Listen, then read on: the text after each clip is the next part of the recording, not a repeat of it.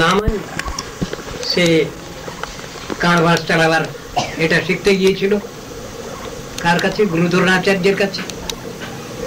গুরুদ্রোণাচার্যের অনেক শিষ্য, তারা সেসব শিখতে গেছে। কিন্তু গুরু দ্রোণাচার্য বললেন, তোমার এখন অধিকার হয়নি, তুমি এখন নিরস্ত হও। কিন্তু শোনেনি সে। অথচ এদিকে তিনি প্রতিজ্ঞা করে বসে আছেন, আমি অর্জুনকে শ্রেষ্ঠ ধনুর্ধারী করব, এই প্রতিজ্ঞাটা। কিন্তু তার থেকে যেন কিছু বেশি শিখে গেছে একজন লোক। গুরুদেবের আজ্ঞা অমান্য করে বনাঞ্চলে সে মৃন্ময়ী মূর্তি তৈরি করে দ্রোণাচার্যের, সেইখানে সে কিছু শিক্ষা করলো, কারবার চালানো। কিছু ছেলেপেলেরা তারা দেখে এসেছে খবর নিয়ে, সেই কথা এনে দ্রোণাচার্যকে এসে বলল যে এই ব্যাপার হয়েছে। আপনার প্রতিজ্ঞা ছিল যে আপনি অর্জুনকেই বড় ধনুধারী করবেন, শ্রেষ্ঠ ধনুধারী করবেন প্রতিবিরুদ্ধে, কিন্তু একজন লোক তো তার থেকেও যেন বেড়ে গেছে। চলো যাই। না, এরকম কথা তো হতে পারে না, চলো যাই।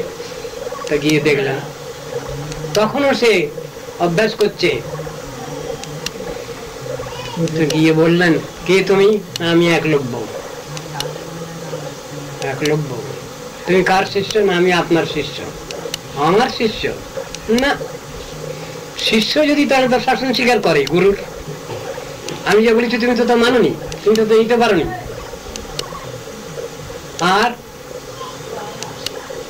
আজ্ঞা গুরুনাং যবিচারণীয়া, গুরুর বাক্য অবিচারে পালন করতে হবে, তাহলে তোমার কিছু হবে। তা তো তুমি পালন করতে পারোনি, এটাও পালন করতে পারোনি, সুতরাং কি হবে? তোমার শিক্ষা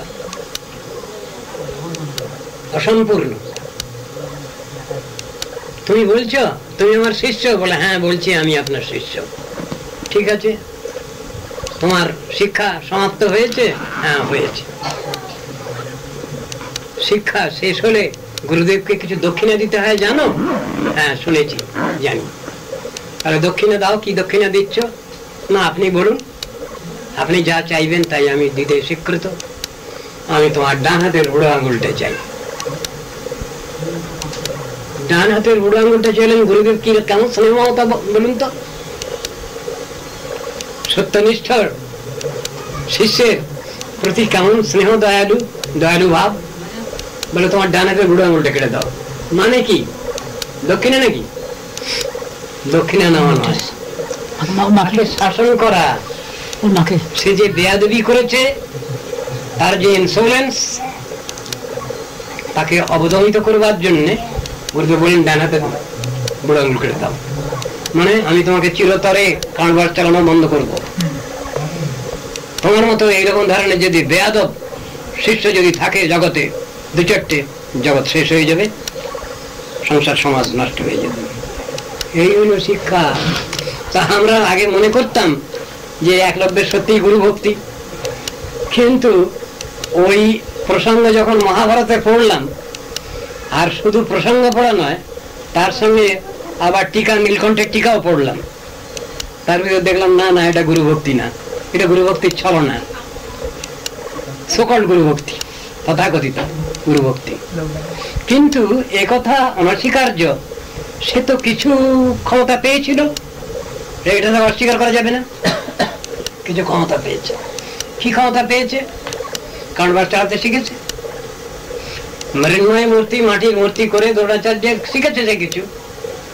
যদি প্রশ্ন করা যায় যে সেই শিক্ষাটা কি হলো, কি শিক্ষা, শাস্ত্র সেখানে বলছেন ওটা গুরুমুখী বিদ্যা হয়নি।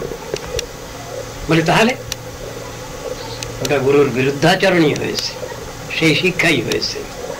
অসুরেও তপ করে, কি হয় তাহার? নাস্তিক, তারাও কিছু ভক্তি শ্রদ্ধা দেখার মতো কিছু করে, কিন্তু একজন ভক্তের এতে যেটুকু লাভ হবে, একজন নাস্তিক, অসুর, অশ্রদ্ধালু ব্যক্তি, তার সেটা প্রাপ্তি হবে না। গীতা ভাগবতে নিষেধ করা আছে। যে কথা আমি বললাম, অর্জুনকে বলছেন কৃষ্ণ গীতায়, যে কথা আমি বললাম, এই কথা তুমি কোনো অশ্রদ্ধালু ব্যক্তিকে বলবে না, তাহলে তোমার এটা নষ্ট হয়ে যাবে। ইদন্তে নাতপস্কায় না ভক্তায় কদাচন, যারা আমাকে মানে না, যারা আমার ভক্তির বিরুদ্ধাচরণ করে, যারা ভক্তির বিরুদ্ধাচরণ করে, তাদের এসব কথা বলতে যেও না, তাতে তোমার কোনো ফল হবে না, তাদের তো হবেই না, তোমারও কিছু ফল হবে না, বৃদ্ধার সময় নষ্ট হবে। কেন কথাগুলো ঠিক এই জাতীয় কথা ভাগবতের মধ্যেও আছে। অশ্রদ্ধালু ব্যক্তিকে উপদেশ করতে নেই।